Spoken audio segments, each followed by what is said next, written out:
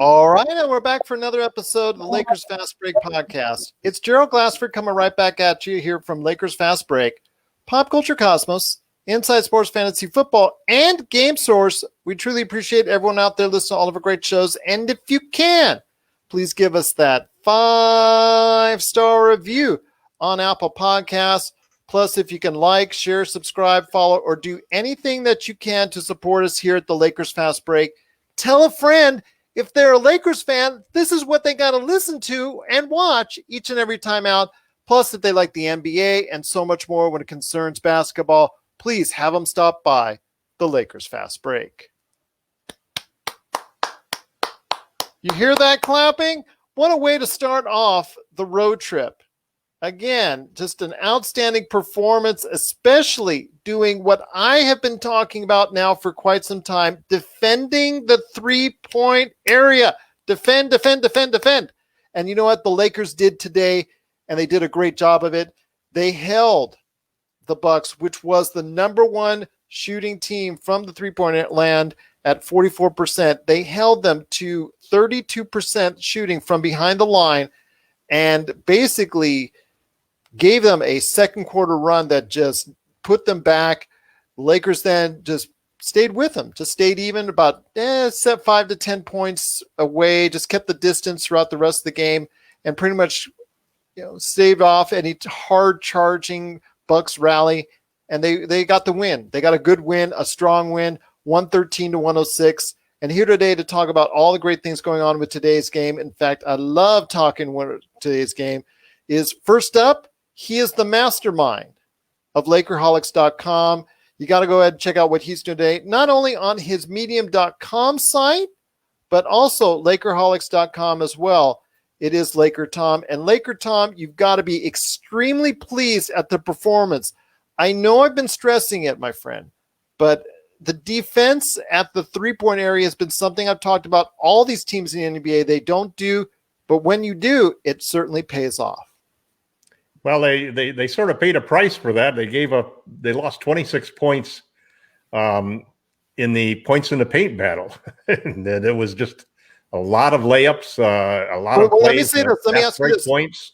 You do, so, but the emphasis on the three-point shooting I thought was very good. Yeah. And the Lakers shot lights out. That was the difference, man. I mean, this game reminded me a lot of the two games back in March of last year when we beat the Clippers and the Bucks in back-to-back weekend series, in that we took control of the game, really probably with KCP's half-court shot, and then starting off and built that 12-point lead. They got it back down to 6. But like you said, we stayed close in the first half, took control, and then we never relinquished it. Yeah. And we were comfortably moving along. It was a great game from outside by LeBron James. Anthony Davis had his moments, but still pretty tough game. I thought it was kind of strange that we went to AD at the end, especially after Trez had been really torching the Bucks down the stretch. And I thought Montrezl Harrell played a great game. Two charges on Giannis. Caruso played an outstanding game, clutch 3 at the end, some excellent defense. He also picked up a charge on Giannis. 9 turnovers for Antetokounmpo. So that was a big difference, an airball 3, and they got into his head again. They built the wall. They played defense the way that they're supposed to. We got some timely threes from other people. But man, this was LeBron James showing he's still the king, and the Lakers showing they're still the best team in the league. You're right. And one of the things that we talk about, you and I, is the fact that one of the that stands out as far as a difference from the three-point line, you are the first one that always mentioned it, that the Lakers lost so many amount of points. Plus 30 tonight. Yeah, they were 30 because they hit over 50% of the three-point shots, and that is just truly was great to see. KCP, who was nowhere near now number 1 3-point shooter in the league. Yes, and nowhere near. He had disappeared in that game as far as on Monday, and I had said that he was nowhere to be found, and it was very unfortunate to see. But here today to talk about KCP's great performance and the fact that if you get him initiated in the offense, you see the great things that can follow. because he has the defense already there, and he had to go ahead and have some tough matchups today, and he pulled through and did a great job shooting. But that, again, it was just an awesome performance. You know, for a guy who's shooting 53% going into the game, he shot 70% tonight, 7 out of 10 from deep. He was just awesome. Just amazing. Just amazing to see. And here today to talk about all the great things going on with this game and so much more, LRob, the man himself. You know him on Lakerholics.com. Please go ahead and check out his comments today at Lakerholics.com. And LRob, I want to thank you so much again for joining us. Always great to have you here. You got to be loving what happened in today's game. Mm-hmm. Oh, yeah, these are the fun games. When you see LeBron come in, you can tell he was pumped up from the very beginning. He was in attack mode from jump.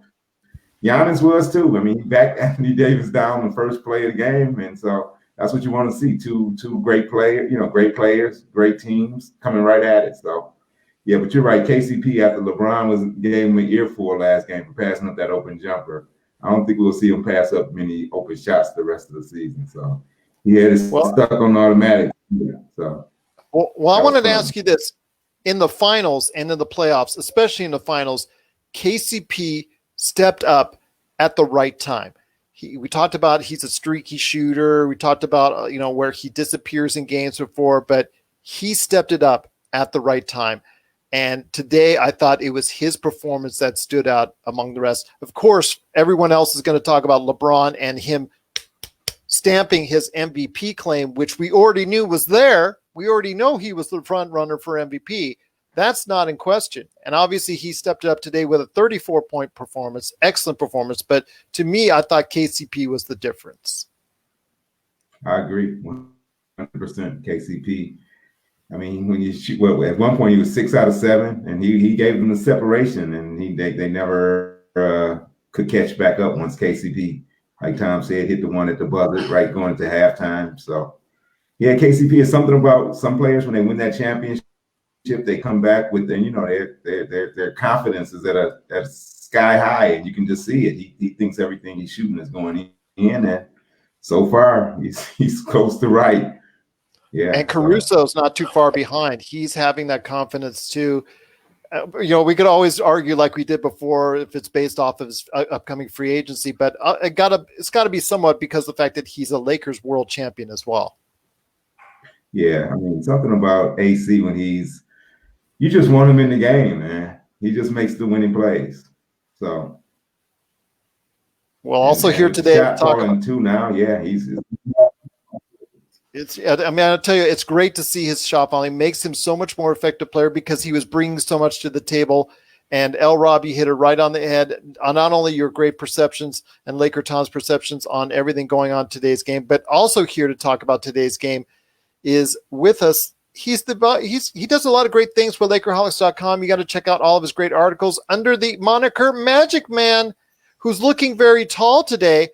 I don't know, LRob, LakerTom, and I were kind of short, and MagicMan, you're kind of like tall today. So I don't know. You either drank a lot of milk in the off time since Monday, or you're in a different format. But it's great to see you, my friend, and I want to hear your thoughts on today's game as well as while I try to drink some milk and get back up here, move up. By the way, the East game. Thanks, Tom. Oh, there you go. Mrs. LakerTom's cookies. Yep, LRob's got to get on the list next year or this year. So when Gerald got his cookies, the Lakers won. So when I saw the package today on my porch, I knew we were gonna win. Well, there you go. What were some of the things that you really saw that really stuck out to you for today's game?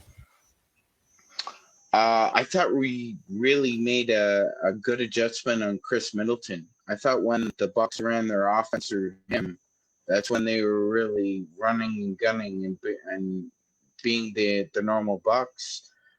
For some reason, they went away from him. I know we put several different guys on him. I saw LeBron on him at times. I saw KCP on him at times. But for some reason, they went away from him, and I was astounded because in the fourth quarter, that's when you want somebody. And the one thing I don't like hearing on broadcasts anymore is that Chris Middleton is a good offensive player. No, Chris Middleton is a great offensive player. He's one of the top 15 offensive players in the NBA.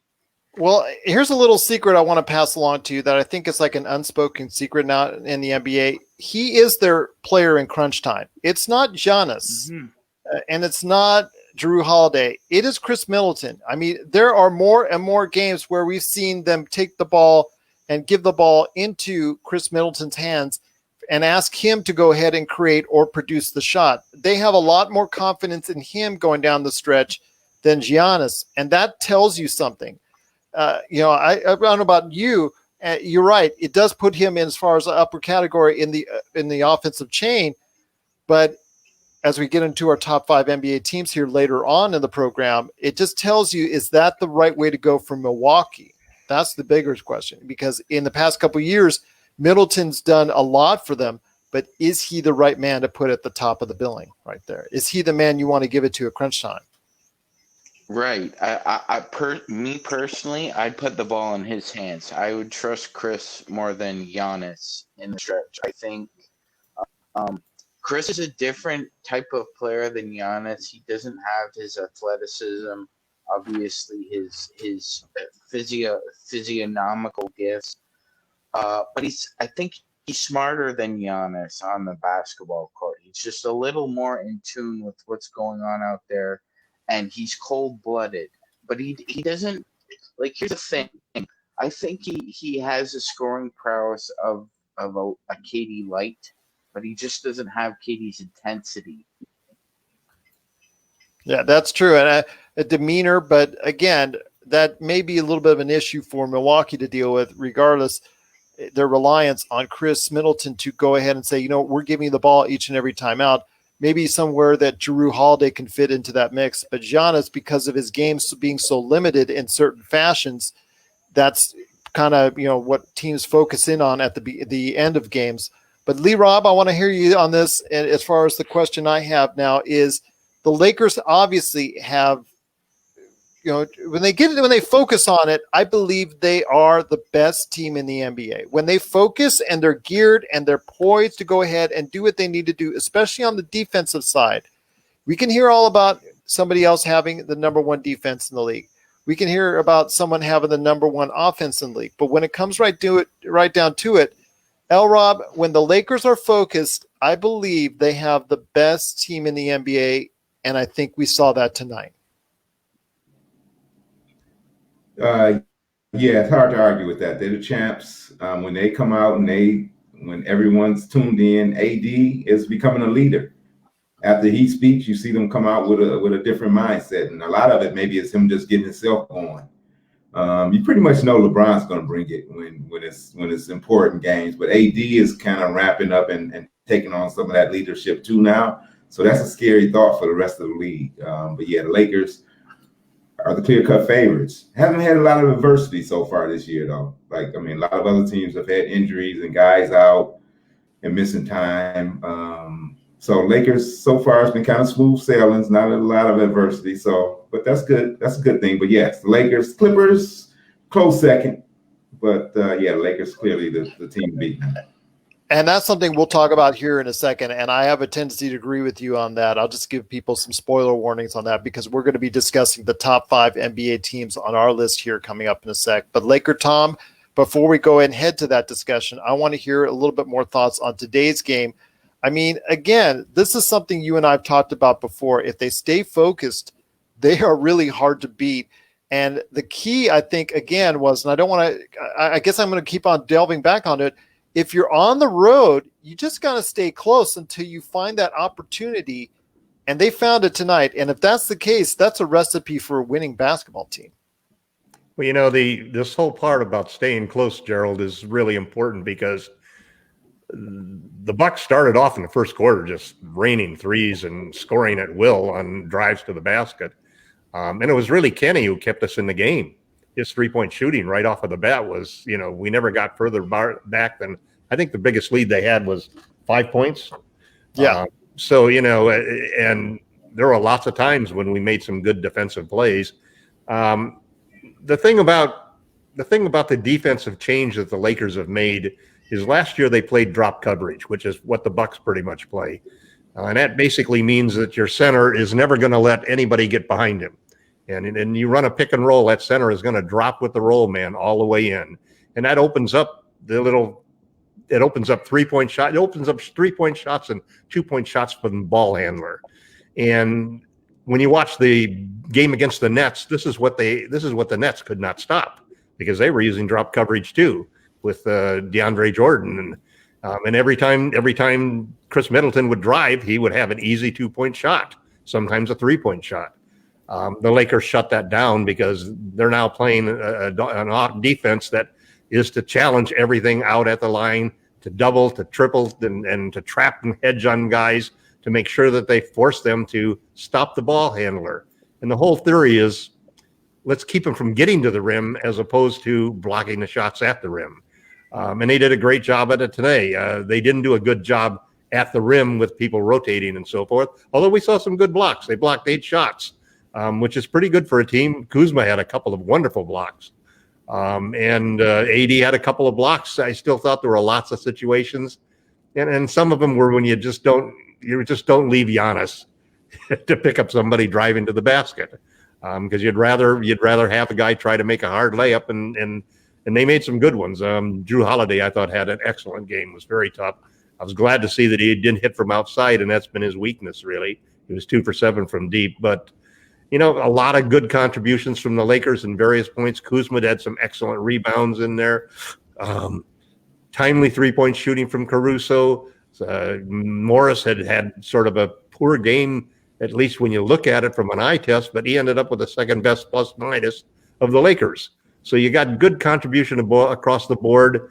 A great game from LeBron James. I mean, MVP right now. You have to say that the guy is the MVP. And it's funny because at the start of the year, people were saying that there was no chance that LeBron would even be in the conversation. He was around a 15-1 shot, to give you an idea. Yeah, I know. And it was 20-1. I think that's changed right now. Well, I think it was also the fact that we were expecting that next level up from AD. Yeah, and AD hasn't done that yet, which is either on defense or offense, to be honest. So I'll bring out those stats. look forward. They can look forward to that happening because it's gonna happen at some point in time. I was just gonna say, you haven't brought out your every podcast defensive rating update for AD, but I was just go ahead. He's in the middle of the team. Okay, well there you go. Still below the Lakers team defensive rating. Okay, fair enough. But go ahead, Sean.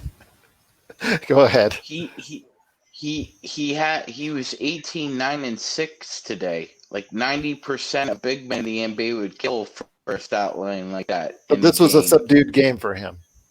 Yeah, of course it was. But I mean, I think we're at this point where he's picking his spots too. I mean, remember he came from a situation where he had to try and get to the line 15 to 20 times a game. He had to shoot at least 30 times. He had to shoot at least 40% from deep. And then maybe the Pelicans would have a chance to win.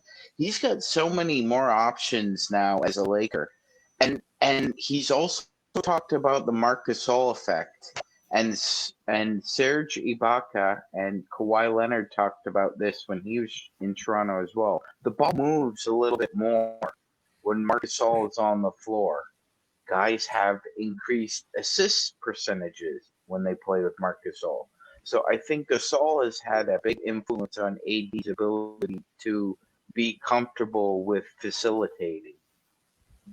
Absolutely. Definitely something that they're enjoying. And, we talked about that. The trade-off, it was funny because we're talking about a former defensive player of the year here. The trade-off would be he'd be so great to go ahead and facilitate 8 years ago, though. Yeah, exactly. It was many, many years ago. And, we were worried about the defensive end. But as long as he's able to hold his own and doesn't have to rotate. Now, when he has to go out and rotate, that's obviously going to be an issue for us because he's not the most nimble of players anymore. But he's smart. He's smart, though. Yes. There's the thing that Marc does defensively is he's got great hands. He's got a big body that gets in the way, and he anticipates really well because he's not playing drop coverage when he plays with the Lakers. he's charging out there, doubling and trapping guys off the screens, and doing a pretty good job. Well, I'll tell you what, it's been great to see again the Lakers pull out the victory today. You know, it was never in question. It was kind of close, but it was really never in question because there was no big run by Milwaukee that you were expecting yet near the end of the game. And comfortable game, not a blowout, but a comfortable game. Hey, it's a great win, especially on Milwaukee's home floor. Just a great win for the Lakers, 113-106. But before we head on out, guys, I want to go ahead and get your thoughts overall where we stand in the NBA, because we're now, depending on the team, because there's some teams like Milwaukee, actually Memphis, who may never get on the floor again. Washington may never get on the floor again. We'll have to wait and see because of what's going on with the coronavirus and how it was dealt with. And, there's a lot of questions there, not only those teams, but also the NBA has to answer in regards to how they were dealing with it. And, I think those questions won't be answered until there's a lot of reflection on how they handle it. But before we head on out, guys, I want to go ahead and hear your thoughts on the top 5 NBA teams where we stand. And I want to bring this in as a regular feature every week or 2 weeks or something like that. Every now and then, I like to hear updates on that. So, LRob, I want to go ahead and hit you up first. Just tell us a little bit of background on the top 5 NBA teams you're thinking about right now. Which are the teams right now that people are looking at or at least that you're looking at for the top 5 in the NBA? Okay, so Lakers we talked about, that's a given. Clippers is on a nice win streak. I think they won 5 or 6 in a row, and point differential. They had a lot of close games, and a lot of when they lost, they were some really lopsided losses early, but they've been pretty solid. I think they lead the league in 3-point shooting, right? Milwaukee had it until very tonight, well. And then Clippers were literally right behind them. So. Okay. So they're shooting it then, over 40%, I believe. They're both 44%. 3, I would have to say. Ooh, okay. Has anyone finished over 40% for the season? Golden State, I know, did it one year, but I don't think anyone else has ever finished over 40% recently. Not 44, but 40 has been a number. So, okay.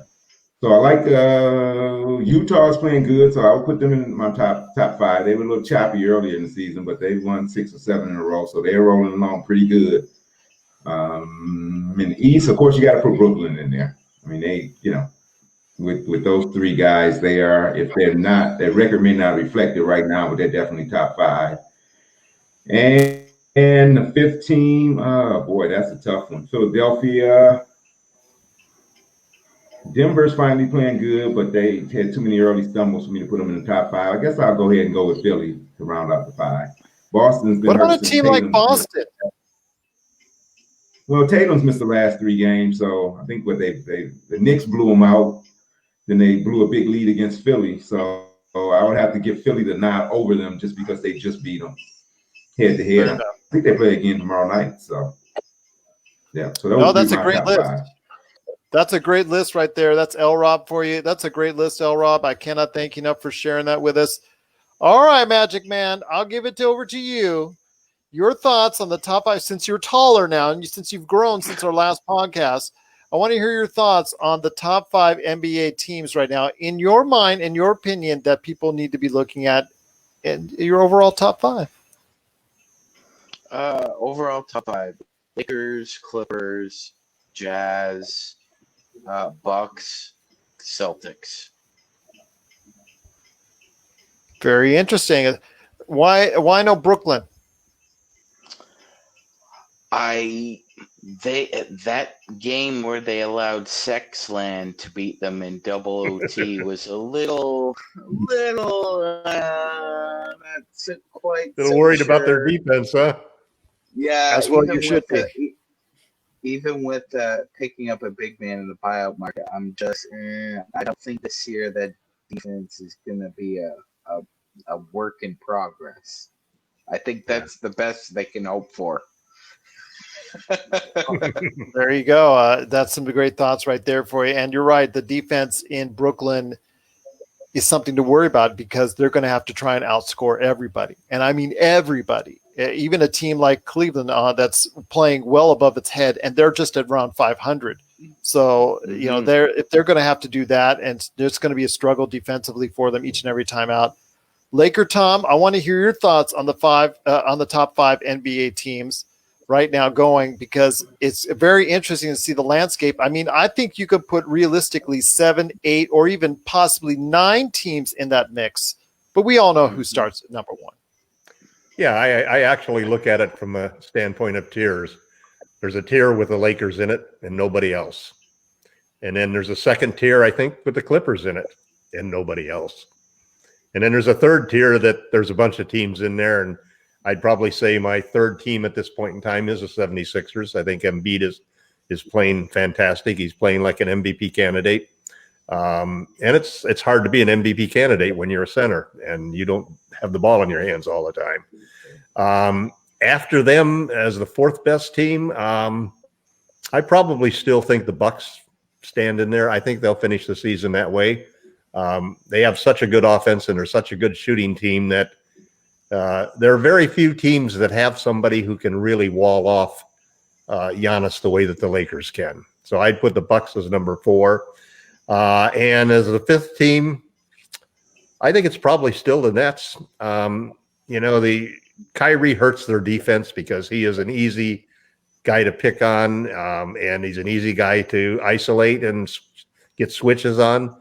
But my God, the three of those guys from an offensive standpoint is you're gonna outscore a lot of teams, and they're it's funny because the Bucks now aren't the defensive team that they were last year. The Clippers weren't the defensive team that they were last year. Both of them are down in the teens defensively as far as the rankings go, and the Lakers are right up there.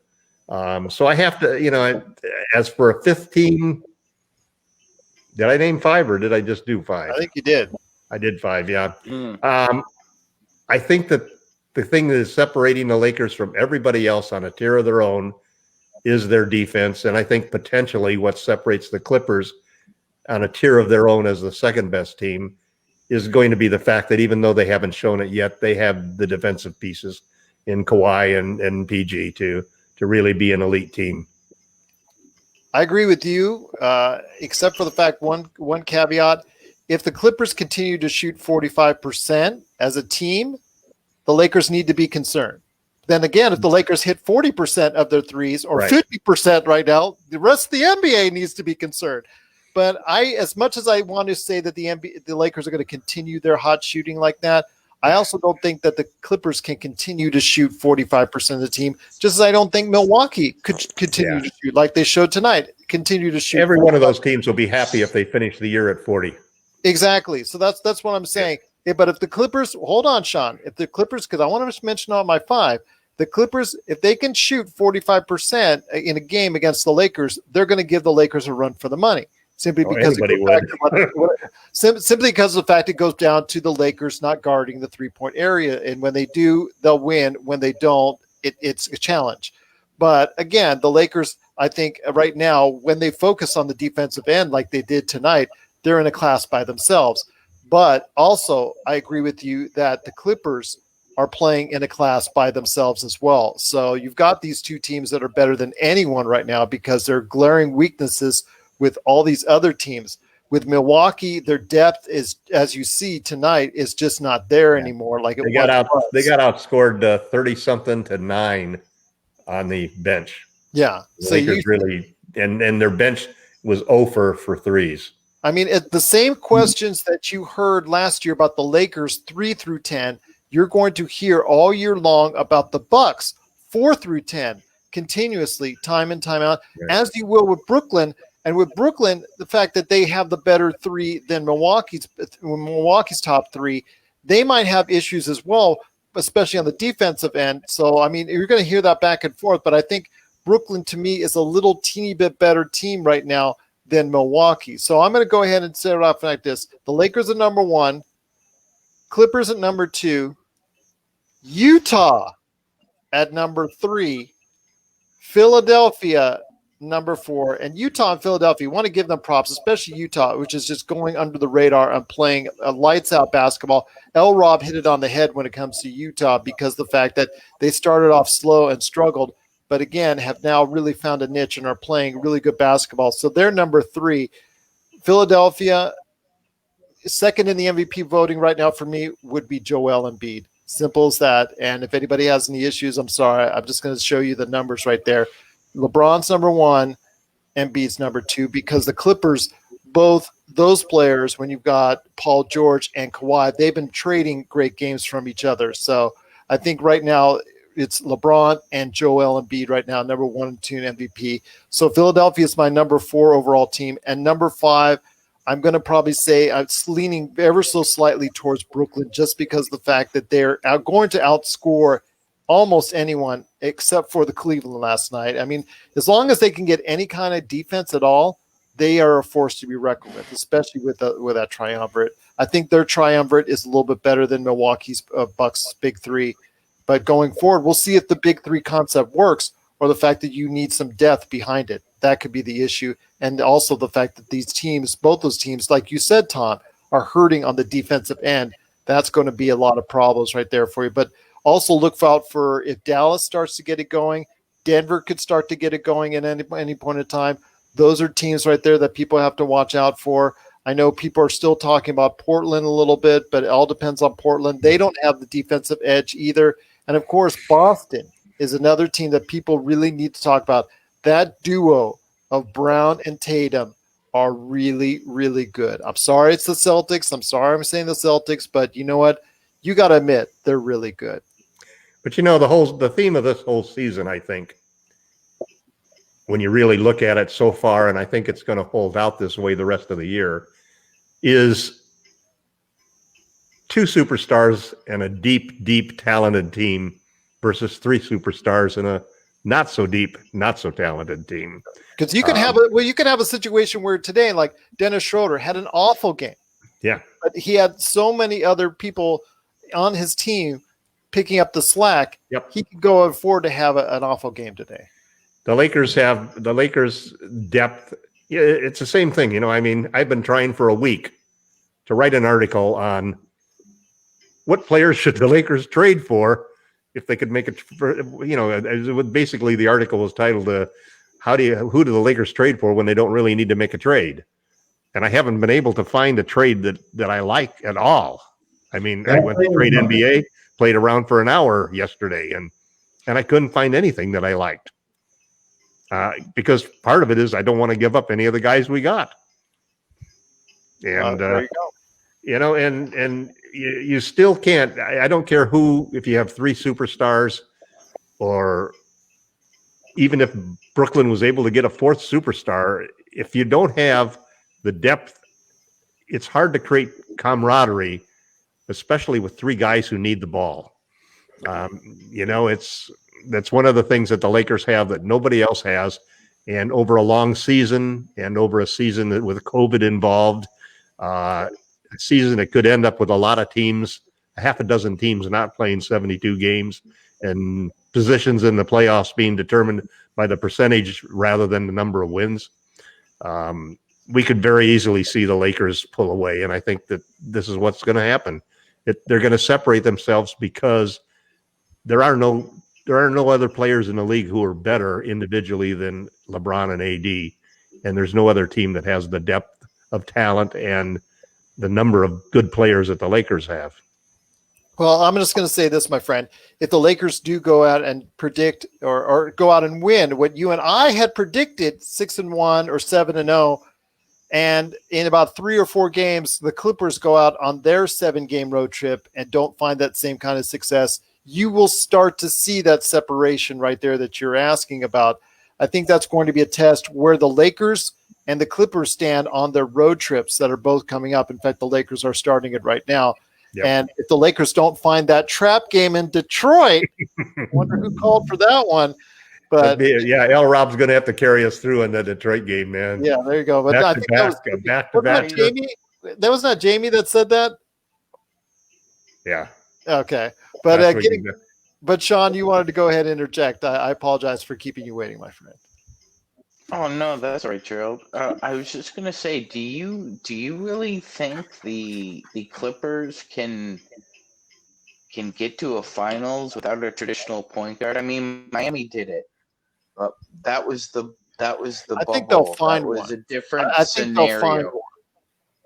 Yeah, I think they they have they enough need one. assets. I think they have enough They need one. assets. I'm not counting draft picks, but I think they have enough traditional assets as far as players on the team that you could throw out a deal to get themselves a good enough point guard to be a little bit more competitive with the Lakers in that type of situation. LRob, I don't know what your thoughts are on that, but again, I still see the Clippers as the major threat right now to anything that the Lakers would have to do.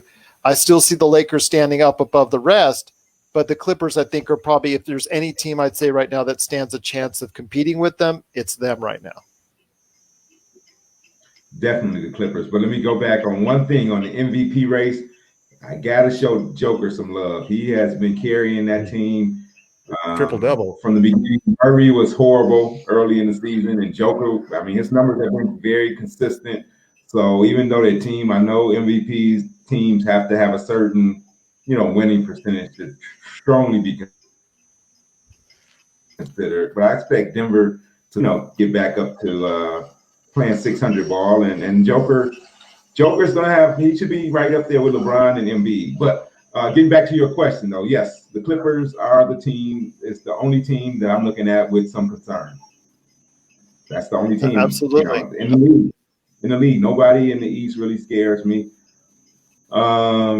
Yeah, I mean, you got to see how we defend Embiid without having any real size other than Gasol. So that's going to be interesting. And then the dynamic duo Boston Gad, of course, is always dangerous. But and then we got to see what we look like against the Nets. But I'm not worried about the East. Clippers is the main focus. That's the challenge. Yeah, that is the challenge indeed. LRob right there on the head. You're right on Jokic. I will give you that as far as it could be if the Denver Nuggets get back in the playoff race and they get back to where we're thinking maybe third or fourth in the Western Conference, where I had thought they were going to be at. I agree with you. He definitely places himself as a top 3 MVP candidate if he continues to play like he's been playing, because you can't ask for more from him. He's just been doing such a sensational job. It's just the rest of the team and the fact that they traded away a lot of players who were very good on the defensive end of the side. And I think that's very underrated. That's part of the reason why they're having the issues that they're having. They're only a 500 team as we talk about this. That's the issue why. But if he does go back up to a top 3 candidate, yeah.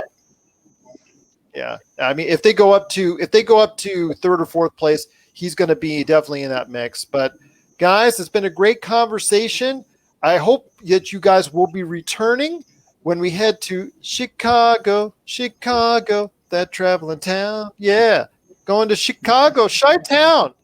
And will the Lakers suffer some Chi-Town heat, or will they like it, or will they pass out some Chi-Town cold and snow and bitter, just type of bad deals towards the Chicago Bulls? We'll find out on Saturday. But before you head on out, guys, I want to hear what you're doing, what you're talking about, what you're looking forward to talking about on Lakerholics.com. So I'll hit you up first, MagicMan. The floor is yours. What you got cooking at Lakerholics.com?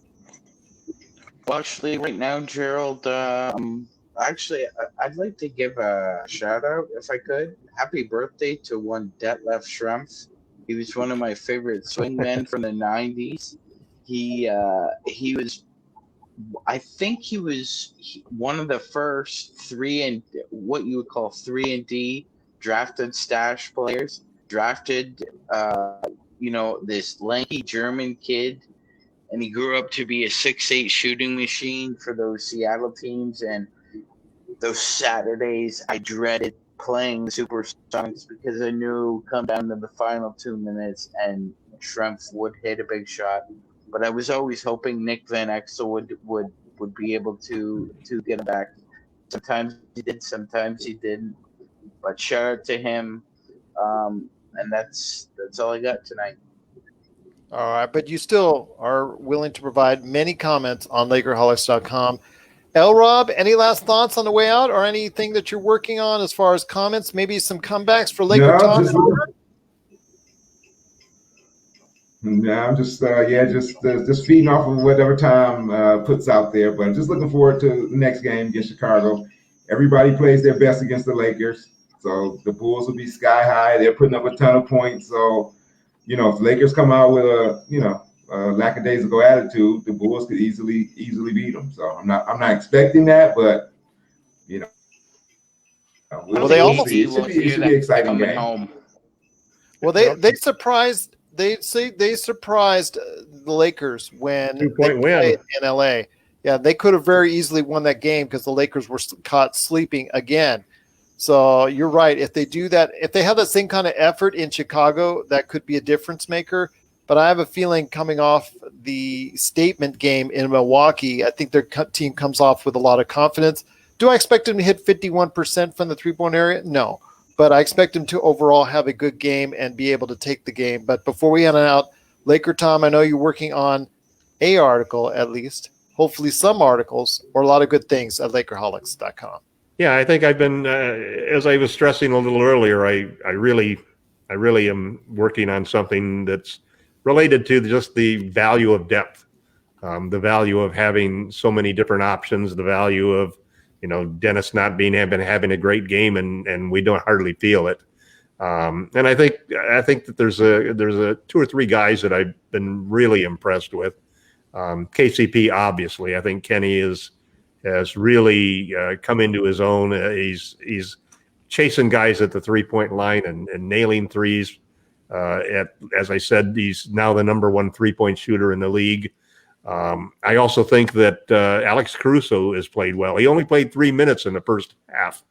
And I thought that was part of some of our defensive lapses, was not having Alex on the floor. He always, everybody sort of poo-poos the idea that the plus minus is a number that you can luck into if you're on the floor with the right guys.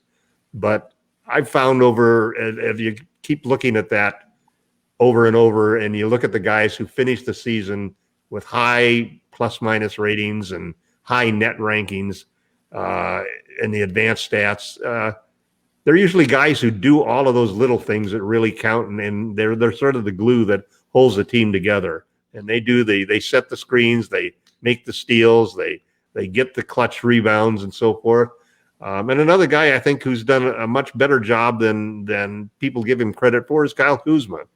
So I've been working on a couple of approaches, 3 or 4 guys that I think are turning out to be the glue guys on the Lakers. And the last one is Marc Gasol.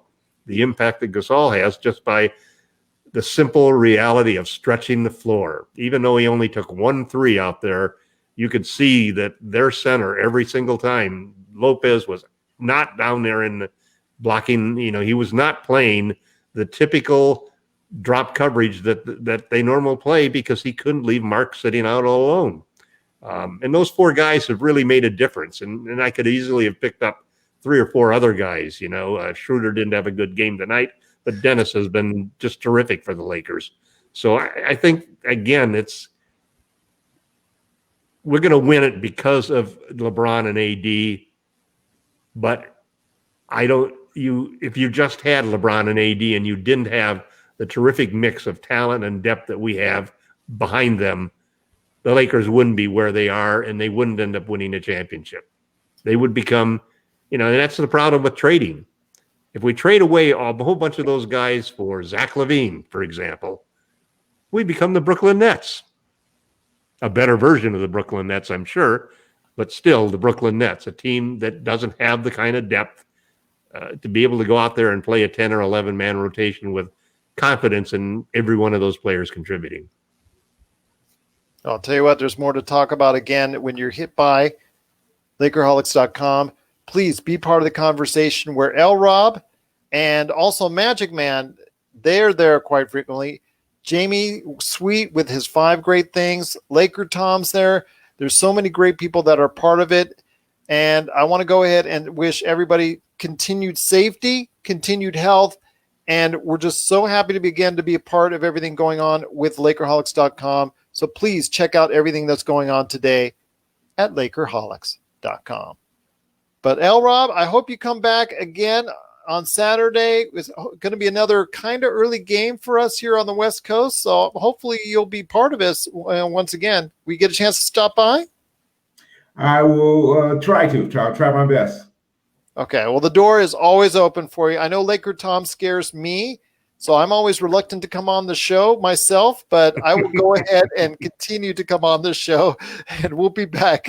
I'm just kidding, everyone. He's a good one indeed. Again, I'm just jesting as always, but I truly appreciate everyone. MagicMan, LRob, LakerTom for being part of today's program. Please check out all the great things that they do at Lakerholics.com, and we will be back after the game coming up on Saturday right here at the Lakers Fast Break Podcast.